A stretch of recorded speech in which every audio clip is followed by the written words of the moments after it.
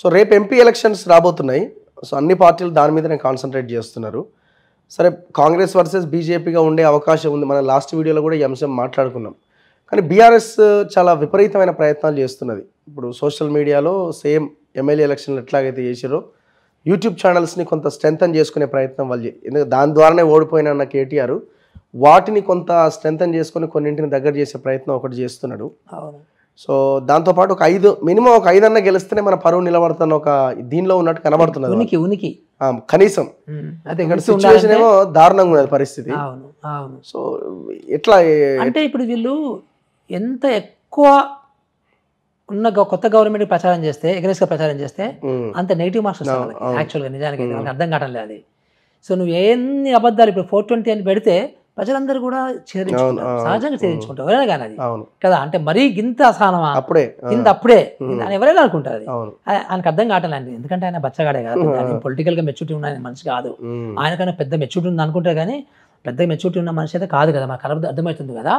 So ఇప్పుడు అంటే ఆ ఉనికి గురించి సహజంగా కూడా ఎనీ రాజకీయ పార్టీ ఉనికి గురించి ప్రయత్నిస్తుంది, దాని గురించి చాలా కష్టపడుతుంది, అంతే సహజమే అదంతా కూడా. అయితే నేను అంత ఈజీగా బీఆర్ఎస్ని తీసాను నేను, ఎందుకంటే బీఆర్ఎస్ క్యాడర్ ఉంది, బీఆర్ఎస్ దగ్గర వనరులు ఉన్నవి, డబ్బు ఉంది, ఆర్గనైజేషన్ ఉంది. సో అంత ఈజీగా it is Congress versus BJP కాదు. సో ఇది పక్కా ట్రయాంగిలే ఉంటుంది, మళ్ళీ పక్కా ట్రయాంగిలే ఉంటుంది. కానీ ఇప్పుడు చాలా మంది కొత్త ఓటర్స్ ఉంటారు కదా, కొత్త ఓటర్స్కి బీఆర్ఎస్ ఏం చేసింది అనేది ఎలక్షన్స్ కంటే ముందు తెలియదు.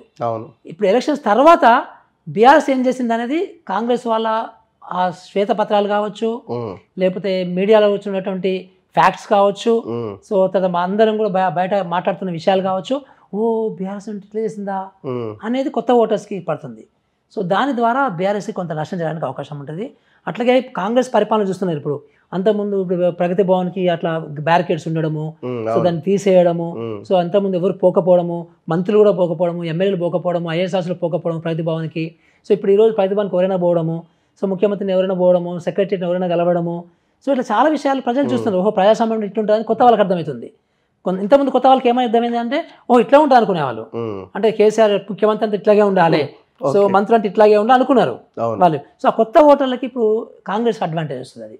సో ఈ పరిపాలనలో టకటకట ఇప్పుడు మనకి నేను కూడా అనుకోలేదు ఇది ఫ్రీ బస్ అనేది మహిళలకి నేను ఇంత ఉపయోగించుకుంటా అనుకోలేదు నేను. బట్ లెఫ్ట్ అండ్ రైట్ ఉపయోగించుకుంటే అది ఒక ఎంపవర్మెంట్ అది. సో ఉమెన్కి బయటికి రావడం అనేది ఒక ఎంపవర్మెంట్ అది నిజానికి. సో అది ఒక వెరీ పాజిటివ్ సైన్ అది. సో ఆ రకంగా ఇప్పుడు కొత్తవి అన్నీ కూడా అట్లాగే ఇంతకుముందు వాళ్ళు ప్రచారం చేసినట్టుగా మీరు కారు గుర్తు ఓటు వేయకపోతే పెన్షన్ రాదు, కారు గుర్తుకు ఓటు వేయకపోతే రైతు బంధు రాదు, కారు గుర్తుకు ఓటు వేయకపోతే కరెంటు పోతుంది, అవన్నీ కూడా అబద్ధాలు అనేది అందరు ప్రజలకు అర్థమైపోయింది కదా. సో ఈ రకంగా కొత్త ఓటర్లు ఇంకా దానికి నెగిటివ్గా ప్రభావితం అవుతారు, ఇటు కాంగ్రెస్కు పాజిటివ్గా ప్రభావితం కావడానికి అవకాశం ఉంది. ఈ మధ్య కాలంలో మళ్ళీ బీజేపీ వాళ్ళు అబద్ధాల ప్రచారాలు చేసుకుంటూ చాలా దారుణమైనటువంటి అబద్ధాలు వాట్సాప్ యూనివర్సిటీ ప్రచారం చేసుకుంటూ వాళ్ళు ఒక పెయిడ్ నెట్వర్క్, సో ప్రతి గ్రామంలో ఒక యూత్ని పెట్టి ఆ యూత్కి సైకిల్ మోటిచ్చి వాళ్ళకి జీతాలు ఇచ్చి వాళ్ళ ద్వారా వాట్సాప్ యూనివర్సిటీలని స్ప్రెడ్ చేసి సో ఆ రకంగా వాళ్ళు కొంత ఓట్లు పోగేసుకుంటారు.